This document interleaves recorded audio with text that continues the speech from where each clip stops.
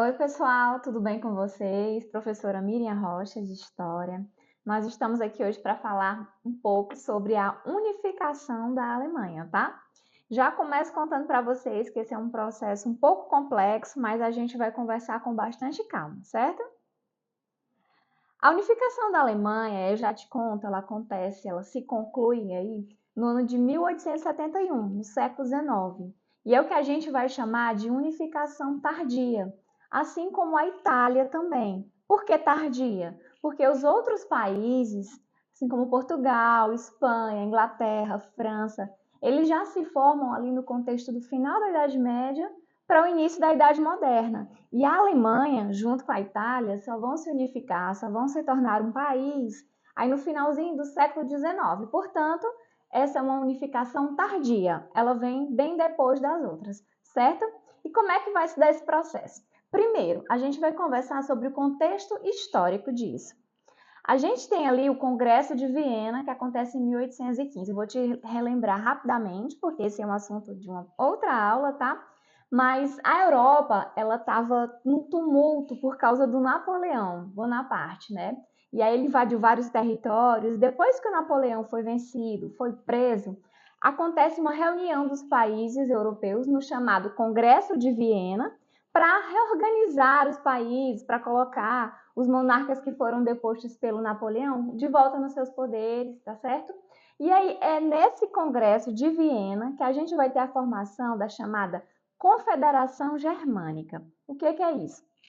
É uma reunião de vários reinos e ducados que têm origem germânica, mas eles não são países, tá? Eles são fragmentados, são independentes economicamente, independentes politicamente, tá? Por isso eles não formam um país, eles são reinos e ducados independentes. O que eles têm em comum? Eles têm em comum traços culturais, porque eles são de origem germânica, mas nesse momento eles ainda não formam um país, tá? São uma confederação, a Confederação Germânica, tá? E aí, nesse contexto de pós-Congresso de Viena, a Europa ela passa por um grande desenvolvimento industrial. Temos a Inglaterra, que já começou a sua industrialização lá no século XVIII, temos a França, que caminha muito bem rumo a uma industrialização, a um crescimento econômico. E aí que a burguesia das confederações germânicas vai pensar: será que se a gente se unisse, não seria melhor economicamente para a gente? A gente não conseguiria um crescimento econômico maior? E aí que vão começar a pensar nisso. Vamos ver agora como é que vai se dando, devagarzinho esse processo. Acompanha comigo, tá? Então, é nesse momento que a gente vai ter a formação aí do Zollverein. Mas o que é esse Zollverein? O Zollverein é uma união aduaneira. É o que você estuda lá na geografia.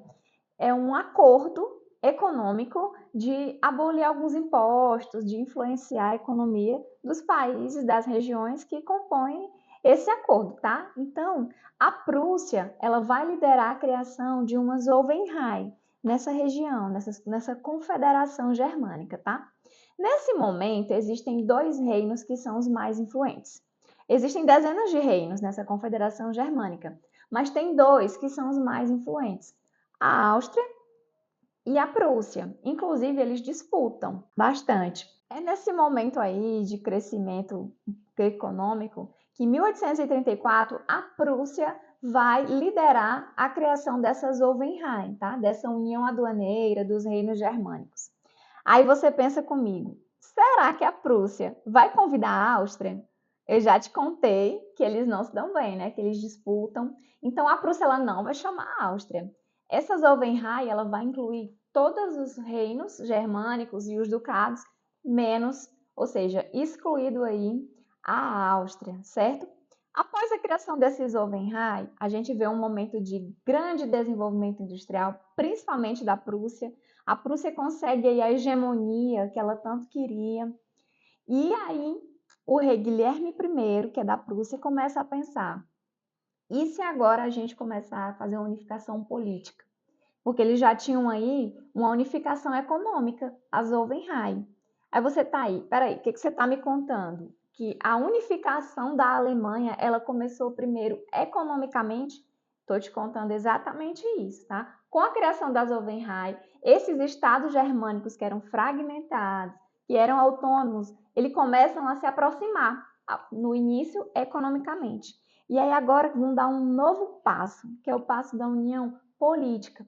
O rei Guilherme I, ele vai pensar nessa unificação política e é nesse momento que ele vai nomear um cara super famoso na história, o Otto von Bismarck, para ser o seu chanceler, né? O seu primeiro-ministro aí, que na Alemanha é conhecido como o chanceler.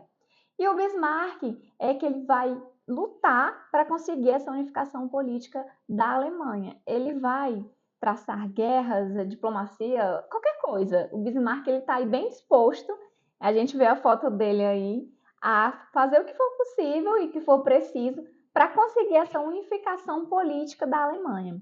É o que a gente chama de Realpolitik, que são aí a diplomacia, a maneira do Bismarck agir para conseguir essa unificação política. E a gente vai ver como isso se dá. Acompanha aqui comigo, presta atenção aqui.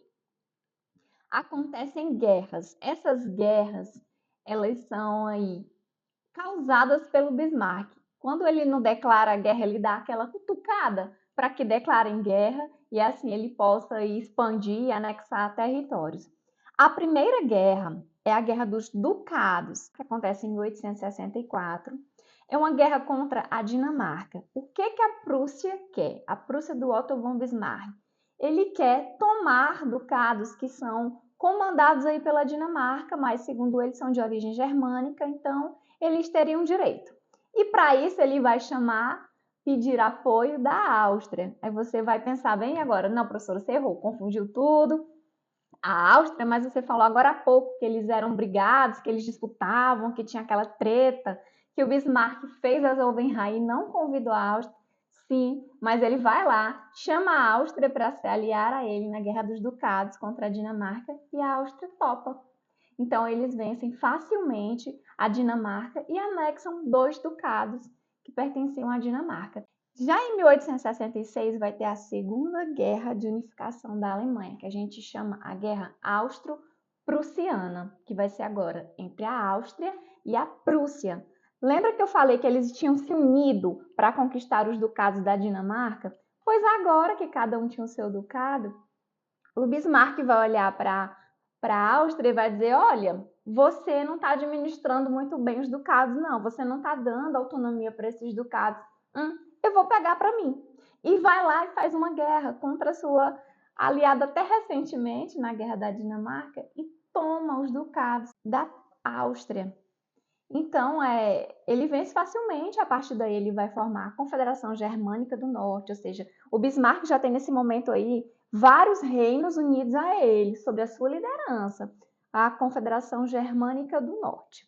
E nós temos aí a Terceira Guerra, que é o que eu diria mais importante nesse momento, a Guerra Franco-Prussiana. Essa daqui vai ter consequências bem sérias aí para alguns anos depois, tá? Foca aqui comigo. Guerra Franco-Prussiana vai acontecer no de 1870. A Prússia, ela vai cutucar ali a França, para que a França declare guerra a ela. Ela vai olhar alguns territórios ali que são dominados e tem muita influência da França, como a Baviera, Baden, que são de origem germânica, e vai tentar anexar a eles, tá? Ela vai dizer, não, esse território tem que ser nosso também. Eles são de origem germânica. E aí é que vem a treta da sucessão do trono espanhol. Calma. Eu sei que você vai dizer, não, agora misturou tudo. O que tem a Espanha, que a ver com a Prússia, com a França. Gente, nesse momento, o trono espanhol ele está vazio. Teve aí uma crise de sucessão. E aí estão procurando um novo rei para a Espanha. É aí que um rei de origem germânica se candidata. Olha, eu sou o melhor candidato aí para assumir o trono espanhol. E a França pensa, não dá certo isso não. A França já com medo de uma Alemanha unificada, porque poderia se tornar uma rival, uma superpotência na Europa, romper com o equilíbrio europeu. Então, a França, ela não é favorável que isso aconteça. E aí começa uma troca de telegramas, né? Comunicação daquela época. Telegramas entre o Guilherme I da Prússia, entre o Napoleão III da França, sobre essa sucessão lá na Espanha. Como é que vai ser é aí que o Bismarck, te falei que ele estava bem disposto a fazer a unificação, ele vai interceptar telegramas e vai alterar os telegramas que o Guilherme I da Prússia estava mandando para o Napoleão. E aí o conteúdo desses telegramas, ele se torna assim bem mal criadinho, bem pesado, e é aí que a França declara guerra à Prússia. É claro que não foi só por causa dos telegramas. Só que a Prússia e a sua confederação, eles vencem a França facilmente, tá? E aí eles entram no processo de anexar os territórios que eles desejavam, que eram de origem germânica, como a Baviera e Baden, e também tomaram territórios franceses. A Alsácia-Lorena, não esquece. A Alsácia-Lorena, vocês vão ouvir falar muito nessa região. Era uma região rica em recursos minerais, em carvão. Então a Prússia, ela anexa essa região, tá? Ela humilha a França. Ela chega desfilando aí em Paris, no Palácio dos Espelhos, tomando o chopp alemão em Paris. Então a França ela se sente muito humilhada.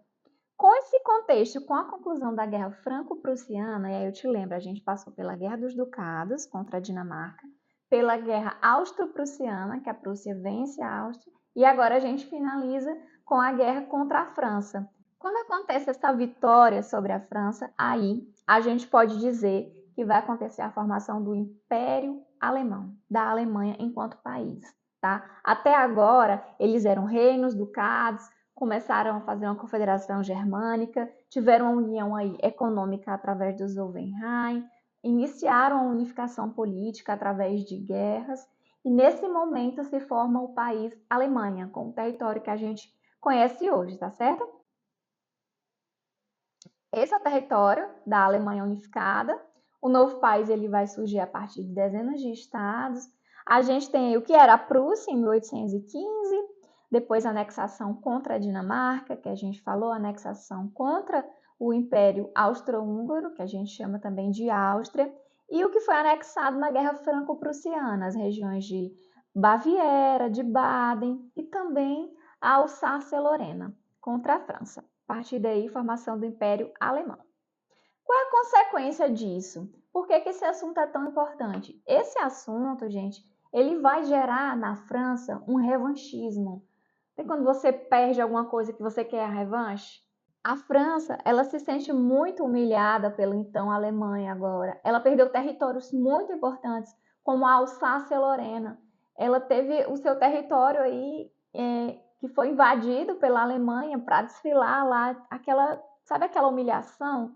Então a França vai guardar essa mágoa da Alemanha, vai guardar essa revanche e vai esperar o melhor momento para dar o troco. Esse troco vem ali na frente, na Primeira Guerra Mundial, porque esse é um dos motivos da Primeira Guerra Mundial, essa revanche com a Alemanha, que inclusive após a perda na Primeira Guerra Mundial vai devolver o tal território de Alsácia-Lorena, certo? E isso vai gerar também uma quebra do equilíbrio europeu. Como assim esse equilíbrio? A Europa, nesse momento, tinha aí como principal potência a Inglaterra, que era mais industrializada, mais forte, a Inglaterra hegemônica. A França vinha logo ali, né? Mas nesse momento do surgimento da Alemanha, a Alemanha ela já nasce como uma superpotência. Ela já olha ali para aquele imperialismo na África e diz: olha, agora eu sou um país também, vai ter que dividir território comigo.